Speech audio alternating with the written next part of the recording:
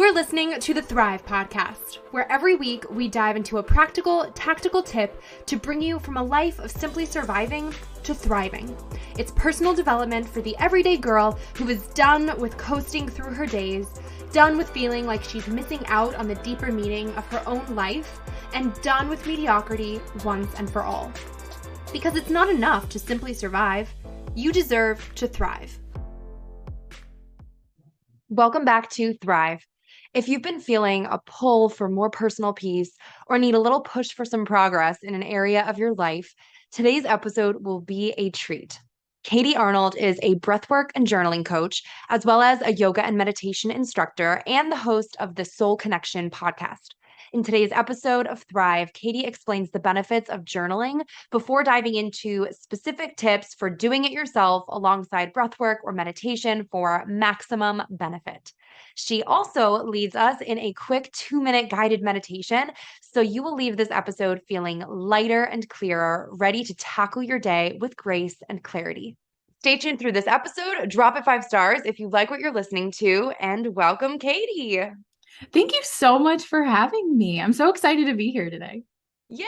I'm so stoked you reached out. So stoked to have you on Thrive, especially because, like we talked about really quickly before hitting record, we've never had an episode centered around journaling and all of this fun stuff. So I feel like this is something people either are already really comfortable with and very routinized with, or it's something where people are kind of intimidated by or maybe overwhelmed with.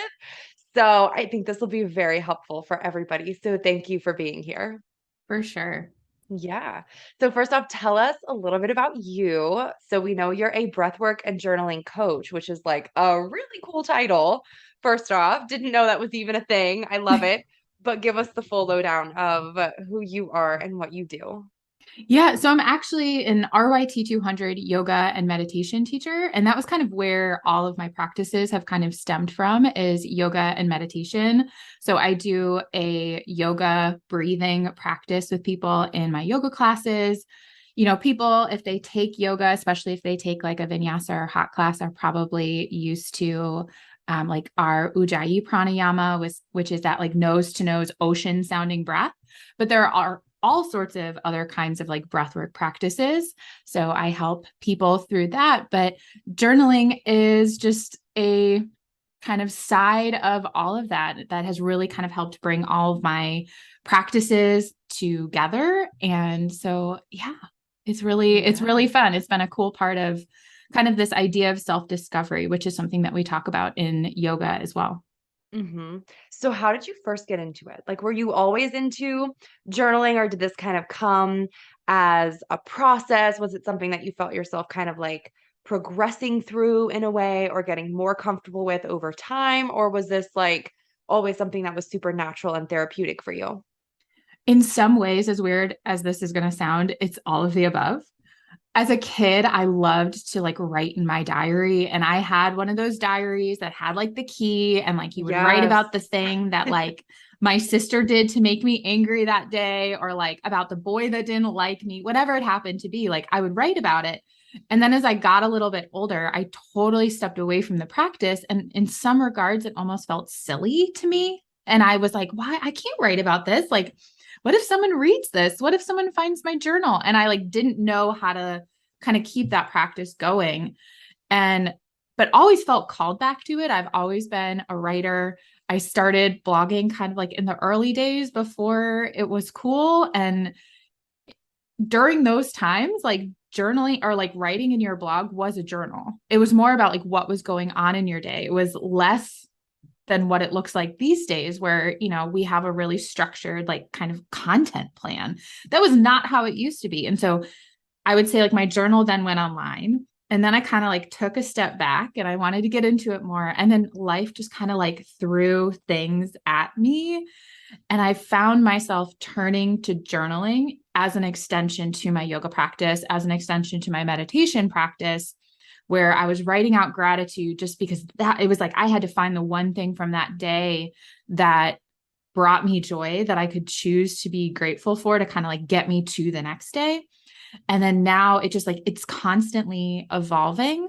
But it's really kind of been this process where it's kind of come and gone and left and come back. And now here we are. And I teach it to people all the time.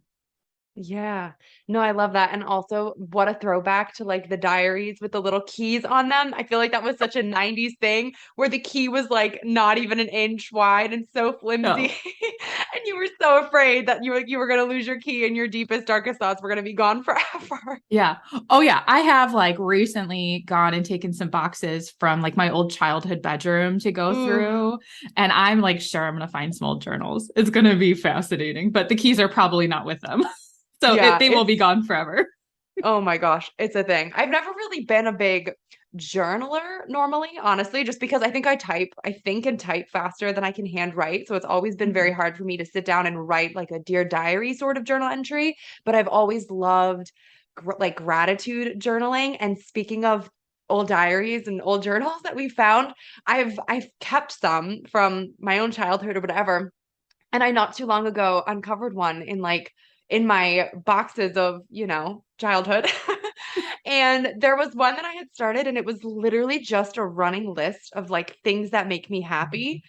And I think I was in like the thousands in it from whenever I had started this. And I'm like, wow, that was kind of like old school gratitude journaling, where it was just, and mind you, the list included the likes of like Zac Efron. And like, it was like, wow, a little bit different than legitimate gratitude journaling now. But I'm like, wow, okay, I think I kind of had the knack of it or was starting to get the knack of it in like my preteen days. 100%. Yeah. Well, and what a fun list to like look back on too, because I think, and my own therapist made this, she actually sent me a reel on Instagram the other day about this idea of like trying to find like our purpose in life and going back to the things in our childhood that brought us joy and then kind of like connecting the Yeah. dots. And so I think it would be really interesting too. You might look back at that list and be like, okay, maybe Zac Efron would still make the list of like things that bring you joy today. Maybe Yeah, not. I think he would. But like there might be other things too. Like if anyone's feeling like a little bit like disconnected from themselves or a little bit confused, that might be a nice practice to bring in too. Yes, even just from that personal growth perspective of seeing where you were and how far you've come, or just like you said, reconnecting with kind of who you always are and those little bits of Mhm. you that you can kind of trace through the decades as you grow when life feels totally different than what it did at a certain point, and you can at least look back and be like, "Oh, some things never change," in a good way. Yeah. Yeah. Yeah. Can you talk to us too? I'm curious if you know if there's science behind this also, behind getting something out of you onto paper and kind of what happens in that process to really solidify something for better or worse if it's coming out of your brain and you're like putting pen to paper, because I feel like there's a kind of a sense of permanence that can come with that, which maybe is what makes people a little intimidated by it, but it can be, I don't know, cathartic and really cool also. Yeah. So there's a lot of different benefits to journaling. Obviously, we can think of some that might be a little bit more obvious. Like you can track goals. Like that would be a great way to like kind of set your goals and then you can track like the progress of them. It's supposed to be a great way to gain confidence as well. You can kind of like dig into some current or past experiences and kind of like pull yourself out of them into the other side or start working through some of those things. It's said to help reduce stress and anxiety, strengthen memories. So, if we Mm. think back to some of those memories of childhood, um, it would be fun to look back on them and there might be moments that you totally forgot about. And so it can kind of strengthen that memory in a really beautiful way. We can work through tough times. We can find just like inspiration in our own lives to kind of keep moving forward, whatever that may look like for people. So I think there's all sorts of great benefits to it.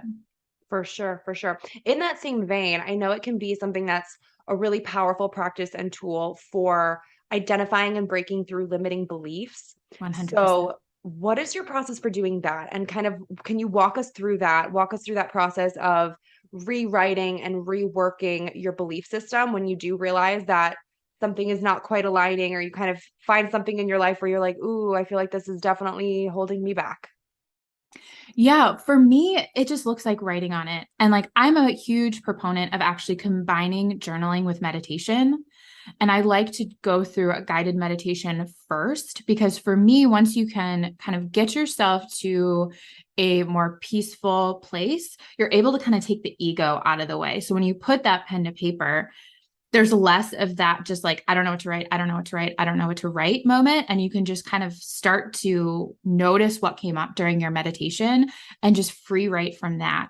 And I don't want people to think that they're going to go from like point A to point B overnight or in one journal prompt. It's not going to be this idea of, I'm not enough, if that's like your limiting belief, to I am enough just simply overnight. But it is this process of having the ability to kind of write in what are the stories or when is this coming up throughout your day, and just bringing the awareness to those thoughts and those actions, and then seeing how you can start to work through them. And maybe some of that is fully on your own. Maybe some of that is where you're like, okay, I need to go see my therapist. I need her help with this. I'm seeing this common thread like coming up over and over again. And I'm not sure how to actually like jump through that hoop myself.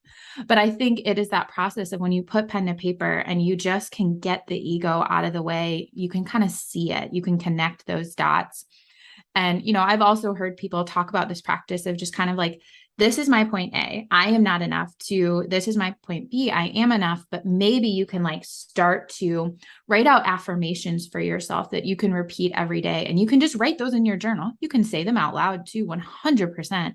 But you could write them in your journal every single day. You can set your intention every single morning. This is part of my practice right now, is I go through my meditation, I write out one of my big goals for the year as if it has already happened. And then I set my intention for the day. And it's usually in the form of an affirmation. And it's whatever kind of like came up of what I'm working towards, which is probably associated with some of those limiting beliefs that I'm also trying to work towards. The feeling that I am enough, or, the feeling that I am loved, or that my work matters, whatever it happens to be for you. And write those out every single day, repeat them to yourself every single day. And your subconscious brain will hear that repetition, that positive repetition, to help you kind of bridge that gap. Yeah, that's awesome. No pressure, but I just had this thought. I feel like this would be super cool. Would you be willing to kind of do a little guided meditation for us on the air? Because now I feel like everyone's Yeah. gonna be like, "Ooh, now I want to write, but like now I got to do the meditation part with it." And Yeah. maybe people are like, "Whoa, no idea how to do that." So I was gonna ask you too for like some prompts and stuff, but maybe we can do it sequentially, where you lead everyone through a little guided meditation, and then you could give some prompts, and everyone will be like, "Awesome, now I can go forth and journal with confidence." For sure. I love this. So you want to do it right now? We ready? Yeah, for sure. Let's do it. All right. So I just want to invite everyone, if you are not in a place, first and foremost, to, fully relax, then maybe you save this meditation for that moment when you are. So if you're, driving a car, hang out for later. But find a place where you can have a really tall spine. So if it feels better to you to sit in a chair or on a cushion, or lie all the way down. And really let those sit bones be nice and heavy. So, like an anchor, just grounding us into our space right here, right now. Lengthening up through the side body and letting the crown of your head pull up to the sky above you. As the shoulders drop down the back. And if you're comfortable with it, close down the eyes. If not, just find a place on the ground to rest your gaze. Take a big inhale through the nose and a big sigh out of an open mouth, grounding yourself even deeper into this here and now. That feels good. You can take a few more of those cleansing breaths. Maybe allowing them to take with you anything that has not been serving you today.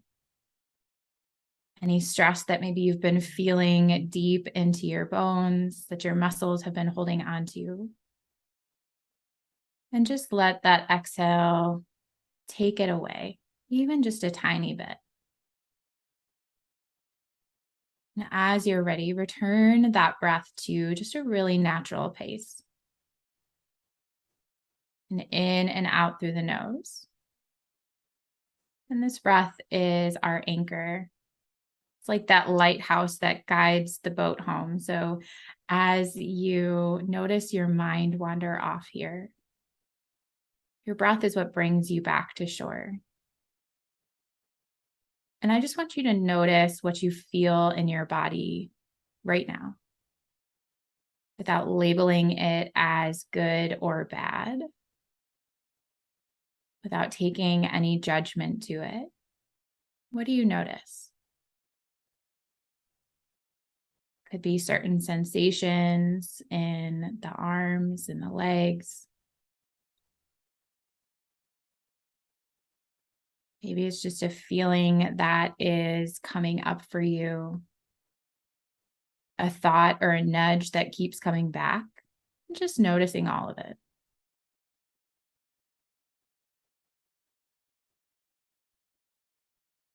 Taking just about one more moment here, noticing what you feel in your body, in your mind, listening to any messages that might be bubbling up from the surface. One more time, take a big breath in through your nose and sigh it out of an open mouth. Blinking your eyes back open. And just a short, sweet meditation. I really like to help people to know that our practices don't need to be long. They don't need to be crazy. It's just about finding that little moment for ourselves. I love that. Thank you. And what's Yeah. so cool about that, I'm guessing if anyone listening is like me, you realize in those moments of forced stillness how rare stillness might be for you in your life. And of course, we all have totally different things going on, different things pulling us in different directions at any given point in time. But like you said, it's such a short and sweet thing that's so intentional. And you can really sense a difference in your body, in your mind, if you're just paying attention to that. So, what a gift and treat to be able to give yourself just to go through that small little thing and really set you up for the rest of the day. Because, man, you feel good. Yeah. For Yeah. sure. Can you drop our listeners maybe some specific prompts, maybe that they can take away now from this episode? Since they have done their meditation, they're feeling good, their breath's in a good place, and if they want to pick up a notebook and start doing some journaling, but still are not really sure where to start, are there some specific prompts that you would recommend? For sure. So I would just start with, and I kind of gave it to you in the meditation, is what did you notice in your body? And let that kind of guide you. And it might just be like, I noticed a heaviness in my chest. And then maybe you see where that takes you. Is that related to a stress that you're going through? And then you can kind of write on that. Is it a thought that came up to the surface of like, you know what? I really want to go do X, Y, or Z thing. Just kind of see what was it that came up during our meditation and write on that. And just, don't hold back. Just let the pen go to the paper and journal out all of those thoughts that come up. I think that's a really easy place for people to start. If you happen to be in that meditation and you didn't notice anything, you're like, I didn't really feel anything, I didn't really have any thoughts come up to the surface, then maybe you write on that and you explore that, because you might find that there was a part of you that was really hesitant.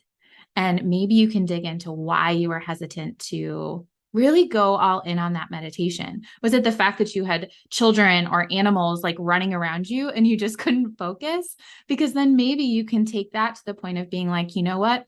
I love this idea of meditation and journaling.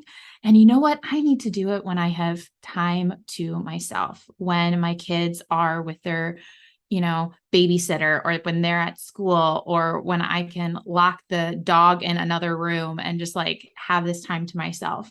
See where that takes you. I think that's a really, really good place to start. Mm-hmm.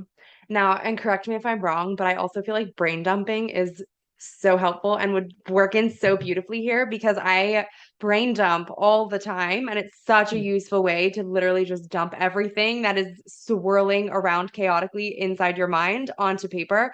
So that might be something too, where if you're in the camp of, yeah, didn't really get a lot out of it because I can't focus and there's so much going on and I don't have time or I don't, whatever, brain dump first and get all of the chaos that's swirling in out, then allow yourself to breathe and open yourself up so that then when you journal, it's coming from kind of like a clearer, more comfortable place where it doesn't necessarily just feel like a circus. 100%. And that's such a great point because I do that too. There are times when it's just like, I know that I can't sit in meditation because my mind is just like going crazy. Or maybe I try and I can't even like, you know, get my breath grounded even to start. And so I will grab my journal and it's just like, what are the thoughts that I need to get out of my head? What is that to-do list, the grocery list? Like it can be anything. And yeah, just brain dump and get it all out. And you can meditate after. That's also a great Mhm. practice. If someone wants to start small, is there a certain type of journaling that is maybe like the most impactful that you would recommend for short and sweet? Like, is it that gratitude journaling or is it something else entirely? I think gratitude is one way that I highly encourage people to start because that is really easy. Some people like to gratitude journal at the start of their day and they'll write on, you know, 3 things from their previous day that brought them joy.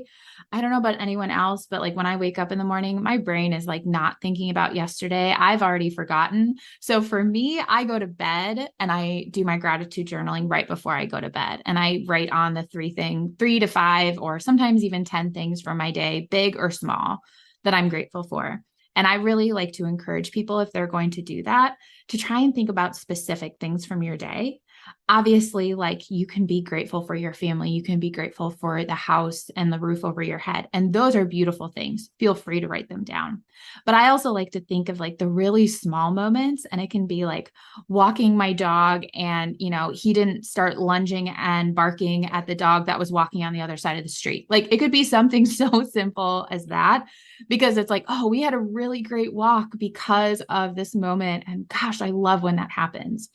So that way you could look back and read on that on like a really rough day, and it could be the thing that kind of picks you back up.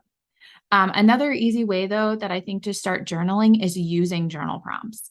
There are so many on the internet. I have journal prompts for when you're stressed out on my website. I have a whole podcast for this, but you know, using prompts that people have out there and letting them guide you, so that way you don't have to kind of, you know, figure that out for yourself. Or if this idea of like a stream of consciousness, like journaling feels like so overwhelming, don't do that. Don't start there.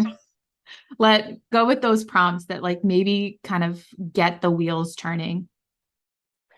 Something to highlight that you said is keeping it within the day or within the 24-hour time span, Mhm. because I've seen that recommended before. It's like you said, it's beautiful to be grateful for the big things, but I feel like when you keep it within that 24-hour time span, it really anchors you into the present and really keeps you focusing on the here and now. And anytime I've done that, you end up looking for it throughout the course of your Mhm. day because you know that at nighttime you're going to be looking for what were you grateful for today. So I think there's just a little bit of extra awareness that it brings to how you go through your everyday life because you're looking for things to be grateful for. And that's when you notice how the dog on your walk was so much better than before. Like you pick up on little, what might seem like little things that you might have previously totally looked over, and you just notice them in a slightly different way. And it's like that small little tweak can, like you said, literally be the thing that like turns it into a good day versus what you might have previously considered a bad day or something like that. Like it just is that nice little pep in your step that just changes your outlook ever so slightly. That makes like a huge difference.